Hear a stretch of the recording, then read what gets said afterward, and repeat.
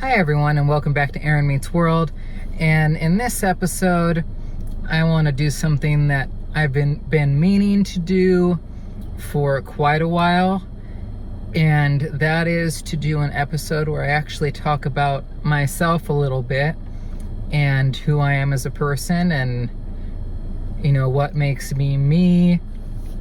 And I'm just going under the assumption that if you're following me, you like my channel. Hopefully you like me, and you might want to know a little bit more about me, and vice versa. If you know a little bit about me, you might actually like my channel a little bit better. I always find that, when I learn more about like a particular celebrity and I can really identify with some of the things that made them who they were, that then I feel more attached to them and I'm more inclined to want to see their work, because I feel like I have some connection to them, something more in common with them.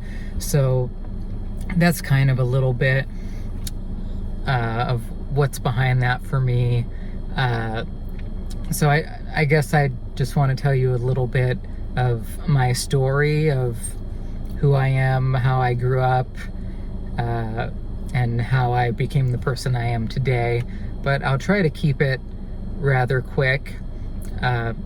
Before I jump in, I do want to introduce someone to you. I've always been a dog lover. I had a golden retriever when I was growing up, and of course you're ducking out of frame right now.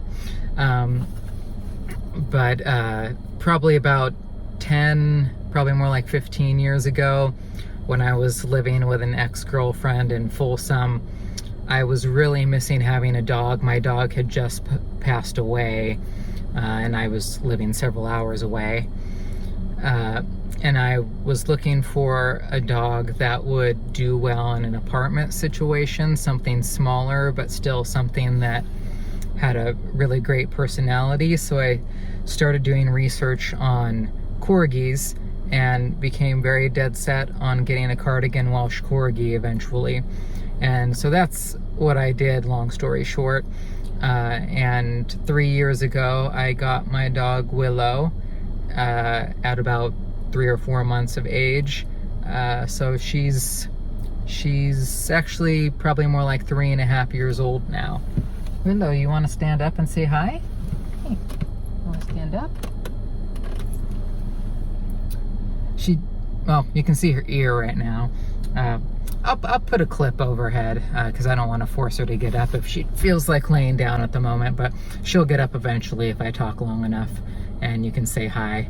Or maybe I'll do a video where she's sitting next to me at some point. Something maybe more focused on her specifically. Anyways, about me. I'm 32 years old. I am married. I've been married for 4 years now. Going to Galaxy's Edge earlier in August was for my 4-year wedding anniversary. I have an older brother who's married and a younger sister who's married. My older brother is an IT wizard. My younger sister is an actress who's been in several plays and has had some paid work. I don't know if it's anything any of you would have seen or not, but maybe. And I've been somebody who's been kind of caught in the middle. I have tried to go for more of a traditional working path, but I've always been the artistic person. I've done acting, I've done music, photography, videography, drawing, all sorts of kinds of art, dance, pretty much any type of artistic thing. I've done it or tried to do it and have some degree of skill in it, just because the creativeness is something that fuels me, while your typical daily grind, which is what I do have, drains me. So it's that creativeness that puts a little bit of fire back into me. And I grew up in a home where my parents were together and are still together, but where that artisticness was encouraged. My mom would put music on and sing to it and dance around the house. and that's where we all got it from. My brother not so much, but me and my sister definitely were both musicians. And the concentration of my life, at least up through high school and through about half of college, I had planned on being a singer, or at the very least a composer. But it was also a very high priority for me to get married and have a family and possibly have kids someday and have a dog and a home and all of that. And I just came to the conclusion that, you know, if I were going to do something in music, it'd be based off of skill anyway. So getting a degree in it didn't make sense. And then I switched gears to doing something more communications marketing oriented, hoping that it would still be creative enough to meet my needs, but would be something that I could actually make some decent money with. In the long term, I would say that it was partially true and partially not on both accounts.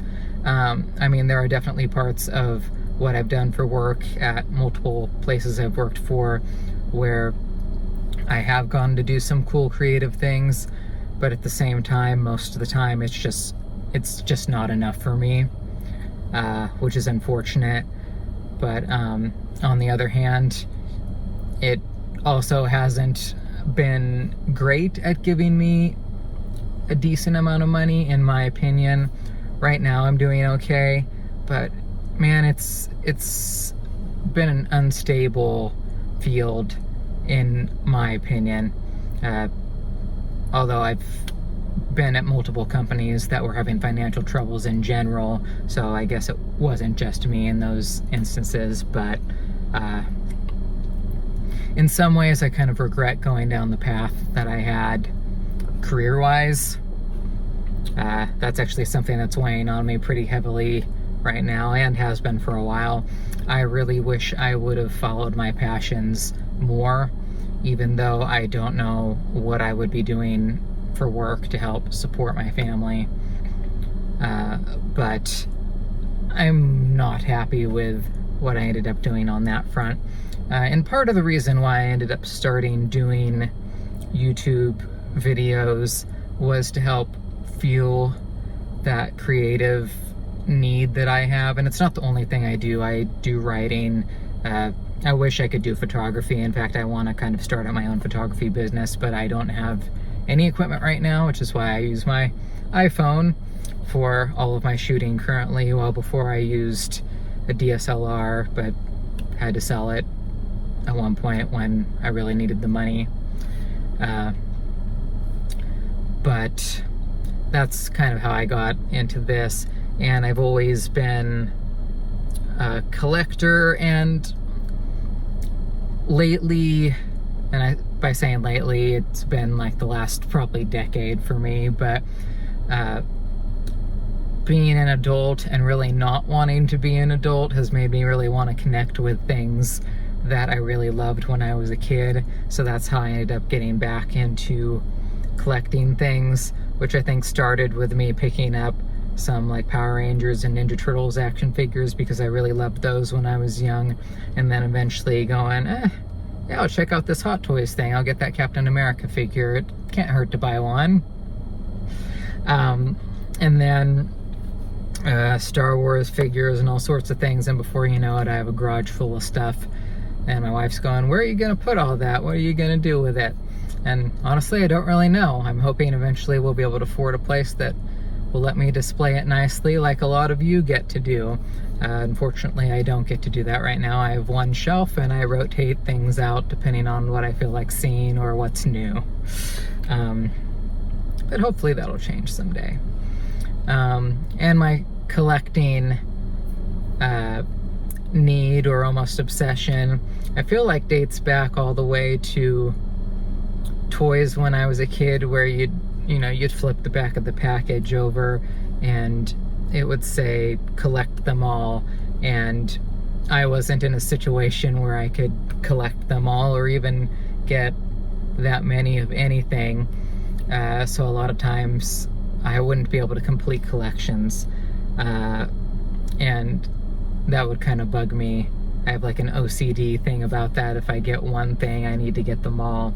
And I feel like that was definitely thrown into kind of a high gear, gotta catch them all type thing when Pokemon came out when I was in 6th grade. And I did catch them all. I was obsessive about it, and I put all the time into it, at least with the original Game Boy game. Although I haven't done it with any of the games since. There are just too many, and who has the time? I certainly don't. Although I try. I certainly try. Because I care much more about those things. Those are my interests than the things that I end up having to do with my time. So I don't know how in depth I got to really go with this at this point. That's like a high level view of me as a person. I haven't really talked about my immediate family much at all, just a little bit, or my wife and my stepsons at all. I'll probably do separate videos about those just to try to keep the time down, because I could talk forever about those things. But the gist of me is I'm a really creative person, but I don't really get to use it very often, and that does really frustrate me.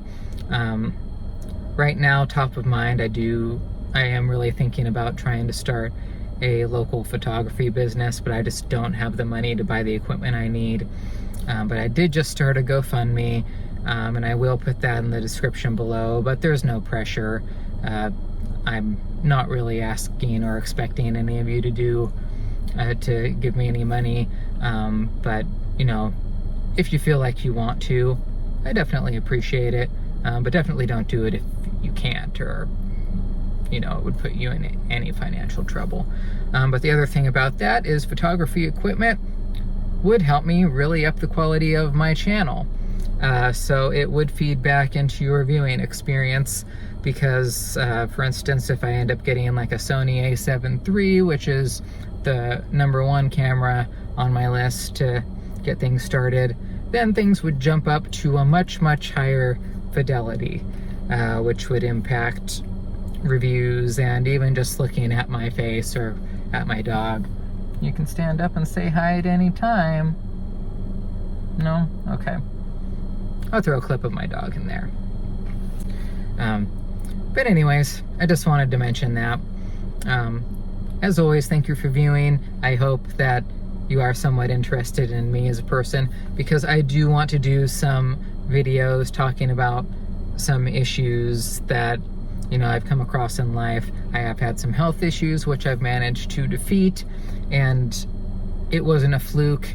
The things that I did could help other people that have digestion and IBS related issues. So I will go over that at some point. And actually, my wife has a YouTube channel, which I shoot and edit for, called Moni's Mission, where she goes over some vegan recipes that she cooks pretty often, and we'll be doing more of as time goes on. So if something like that interests you, please check out her channel. She's an amazing cook, and yeah, the focus of our channel is vegan food, but we make vegan food that is not boring. It tastes really good and actually tastes better than the non-vegan equivalents, because honestly, if it didn't taste that great, we wouldn't want to eat it. But she makes it taste amazing, and she wants to teach other people how to make their food taste amazing too. So again, if that interests you, please check it out. Maybe I'll put the link to that in the description too. Anyways, thank you for checking out my video. Like always, please like, share if you want to. This one's probably not as important to share as other ones, but if you want to, please do. And please subscribe. And I really appreciate you tuning in. So thank you. Have a good day.